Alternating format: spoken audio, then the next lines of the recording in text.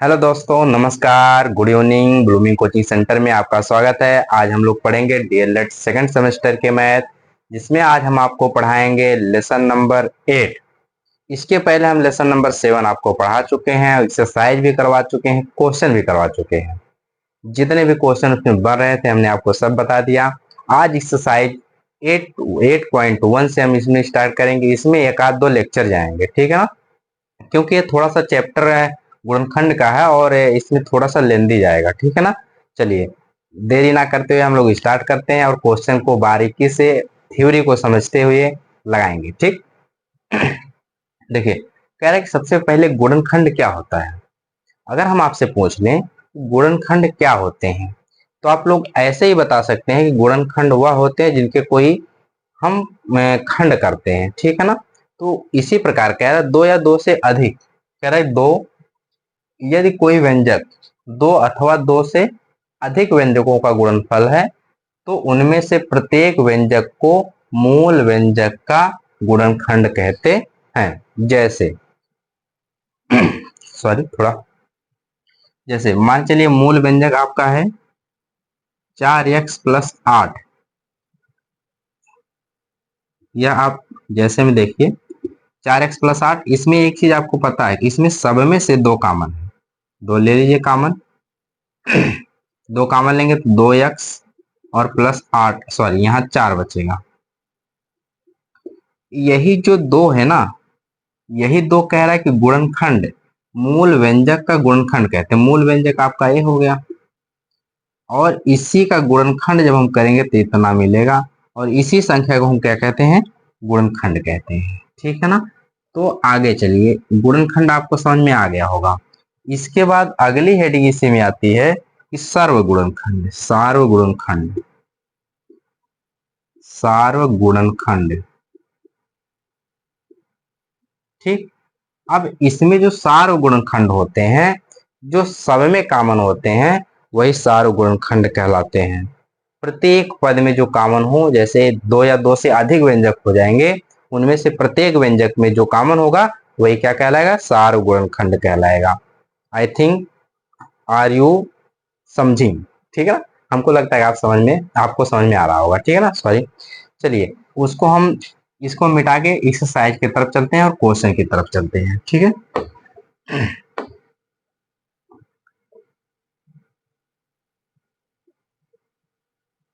देखिए, हम सबसे पहले क्वेश्चन नंबर 1, जैसे क्वेश्चन नंबर 1 कह रहा है ax प्लस का गुणनखंड कीजिए, का गुणनखंड, गुणनखंड कीजिए। कह रहा है कि का गुणनखंड कीजिए। अब देखिए, गुणनखंड करने के लिए हमको एक चीज पता होनी चाहिए कि सब में कौन सी संख्या कॉमन है, कौन सी संख्या उभयनिष्ठ है, और जो उभयनिष्ठ संख्या होती है हम उसी को कॉमन ले लेते हैं, यानी कि उसी को हम बाहर ले लेते हैं, उसी का क्या कहलाता है, गुणनखंड कहलाता है, ठीक है ना। देखिए, एक चीज आपको पता है, सॉरी, कह रहा है इसमें से x कॉमन हो रहा है तो a+b बच रहा है। अब देखिए, यह एक क्या है, सार्वगुणनखंड है, सार्वगुणनखंड है,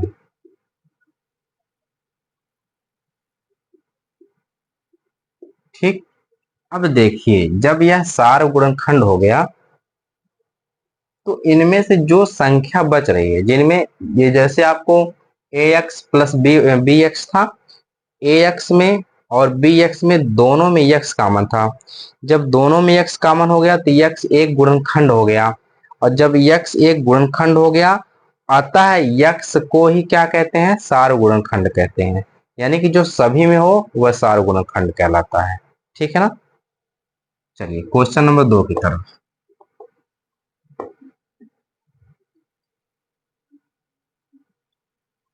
क्वेश्चन नंबर 2, क्वेश्चन नंबर 2 में कह रहा है कि A B plus AC plus AD के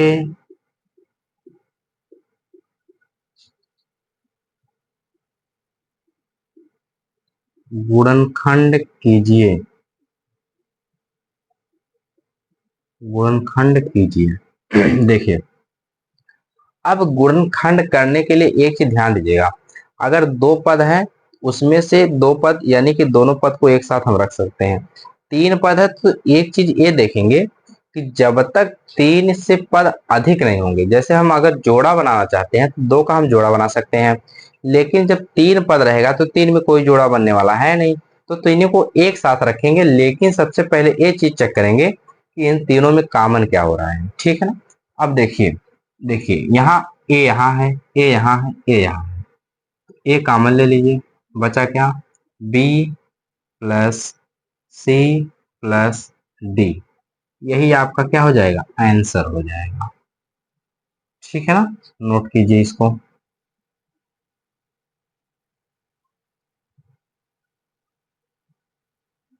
ठीक, चलिए क्वेश्चन नंबर 3 पे।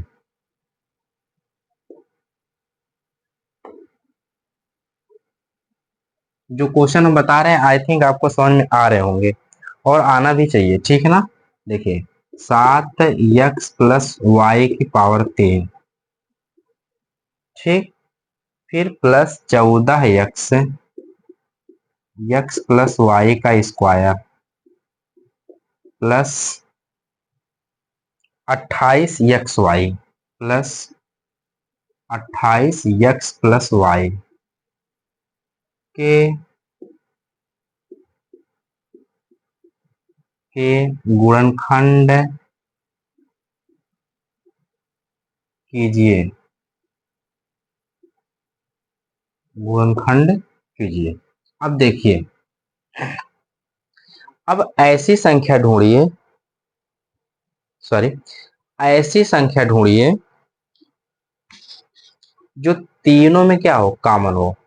अब तीनों में कॉमन होने के लिए एक चीज हमको ये पता करना पड़ेगा कि उभयनिष्ठ संख्या क्या और किस संख्या से तीनों संख्याएं कट रही हैं।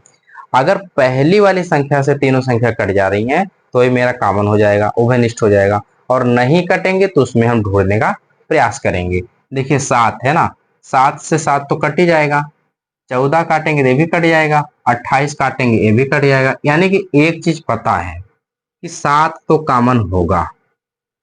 यहाँ x⁻3, x+y⁴, यहाँ 2, यहाँ 1, सबसे बड़ी घात, सबसे छोटी घात x पावर कितना है, 1 है।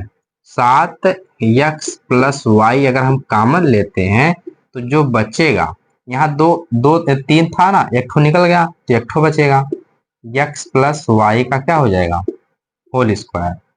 यहाँ देखो 2 बचा है, x+y बचेगा, और यहाँ प्लस लगा के, यहाँ तो ये तो निकल ही गया है, 7 से इसमें भाग देंगे तो केवल मेरा 4 बचेगा, और जो बचा वही आपका आंसर हुआ। ठीक, नोट कीजिए इसको।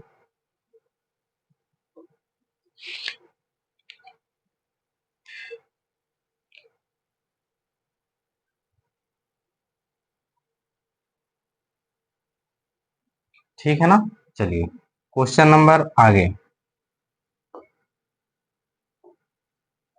यह देखिए आपका एक्सरसाइज 8.1 चल रहा है, ठीक है ना, ध्यान दीजिएगा, एक्सरसाइज 8.1 का ही है। अब इसमें क्वेश्चन नंबर 4 होगा। कह रहा है कि XY plus y² plus YZ के गुणनखंड, गुणनखंड कीजिए। देखिए, तीनों में ऐसी कौन सी संख्या है जिसको हम कॉमन ले सकते हैं। तो आपको एक चीज पता हो गया होगा, x यहाँ नहीं है, y तीनों में है, y कॉमन ले लीजिए, ठीक है ना। चलिए y कॉमन ले लेते हैं। जब y कॉमन ले लेंगे तो बचेगा क्या, यहाँ x बचा, यहाँ y बचा, और यहाँ z बचा। और यही आपके क्या हो जाएंगे, आंसर हो जाएंगे। ठीक, नोट कीजिए। कितने आसान क्वेश्चन है, देखिए जो तीनों में था y कॉमन हुआ, जो बचा वही आंसर। ठीक, चलिए क्वेश्चन नंबर 5।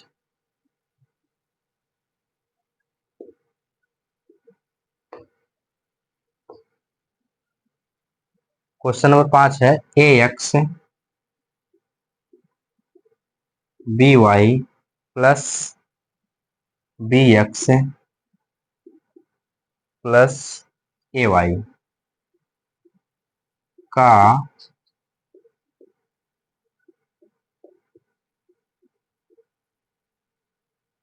गुणनखंड कीजिए।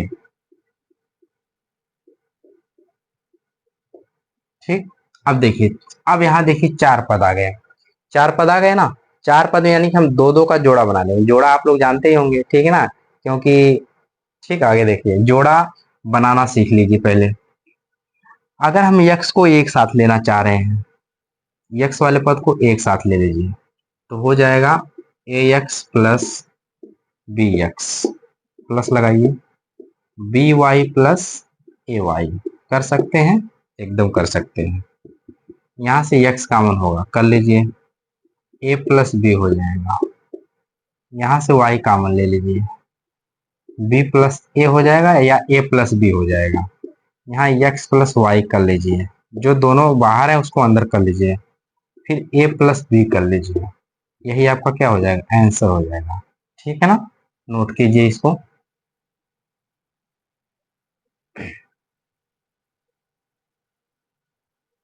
चलिए क्वेश्चन नंबर 6 पे। क्वेश्चन आपको समझ में आ रहा होगा, ठीक है ना, क्योंकि बहुत ही आसान सा क्वेश्चन है सर।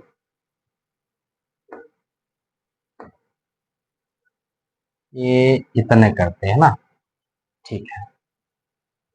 आगे है ए स्क्वायर माइनस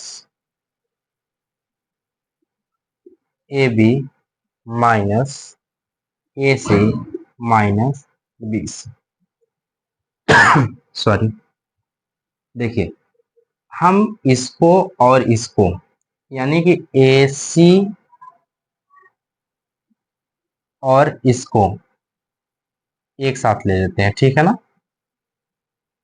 देखिए अगर इसको यहीं से ले लीजिए, देखिए अगर जो बन रहा है तो इन दोनों को एक साथ, इन दोनों को एक साथ। ठीक, एक बार क्वेश्चन मिला लेते हैं। यहाँ ए बी और ए सी यहाँ प्लस में है। एक मिनट थोड़ा सा,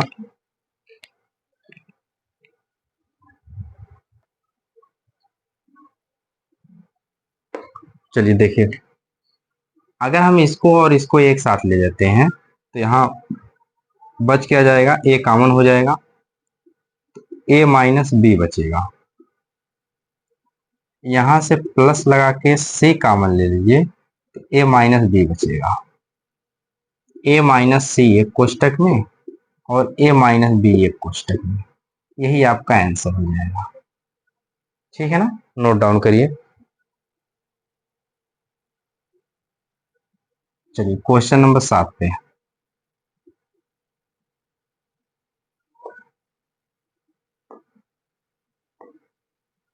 बस बस यहीं तक मिटाना है। चलिए क्वेश्चन नंबर 7 में कह रहा है 35 35 A square B, 35 A square B plus 10 A B square. ठीक है ना, देखिए यहां से कॉमन ले लीजिए 5, 5 ए बी कॉमन ले लीजिए तो बचेगा 7 ए प्लस 2 बी। ये आपका आंसर हो जाएगा। बहुत आसान सा क्वेश्चन है, इसलिए आपको समय नहीं लग रहा, ठीक है ना। 5 कॉमन हुआ 7, ठीक है ना, हो जाएगा। यहां से हुआ 2 बी, ठीक है, नोट कीजिए। फिर क्वेश्चन नंबर 8 पे, मिटा दे इसको हम ना, ठीक है। क्वेश्चन नंबर 8, क्वेश्चन नंबर 8 में कह रहा है कि ए स्क्वायर बी, उसके बाद प्लस ए बी सी फिर प्लस ए बी स्क्वायर, ये बात चेक करिए। ठीक, अब देखिए सब में से कॉमन क्या हो रहा है, A B A B A B, हाँ ए बी कॉमन ले लीजिए, बचेगा क्या, A plus C plus B, यही आपका आंसर। नोट करिए, बहुत ही आसान सा क्वेश्चन है ये सब, ठीक है ना।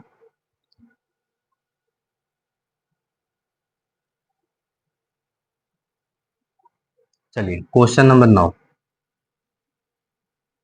क्वेश्चन नंबर 9 हो गया। ये 8 खत्म, 8 तो आई क्या होगा 9 पे। चलिए क्वेश्चन नंबर 9 में कह रहा है कि 5 ए स्क्वायर बी स्क्वायर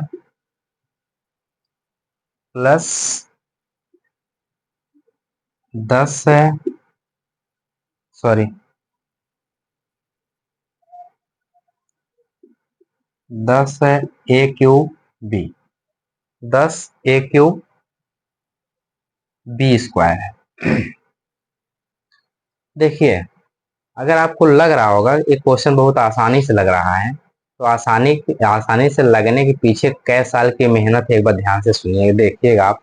अब आप लोग क्या करते हैं ना, एक ठो क्वेश्चन लगाते हैं, वो नहीं लगता है तो कॉपी किताब कोने रख के जा हम पढ़बे ना करो, ऐसा नहीं है, पढ़िए, नहीं लग रहा है फिर लगाइए। कहते हैं ना, हाथ गोड़ धोए के पीछे पड़ जाइए, जब तक आप पीछे नहीं पड़ेंगे तब तक आपको समस्या ही समस्या है, ठीक है ना। देखिए यहाँ से 5 5 ए स्क्वायर और बी स्क्वायर, ए स्क्वायर बी स्क्वायर कॉमन होगा तो 1 प्लस 2 ए, 2 ए केवल बचेगा, और जब 2 ए बचेगा तो यही आपका क्या हो जाएगा, आंसर हो जाएगा।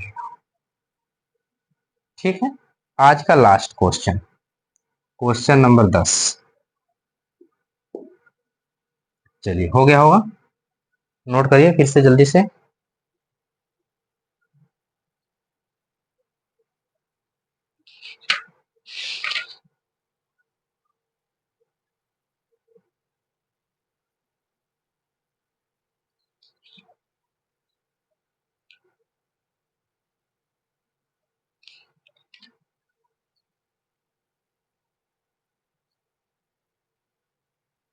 ठीक है, चलिए आगे चलते हैं क्वेश्चन पे।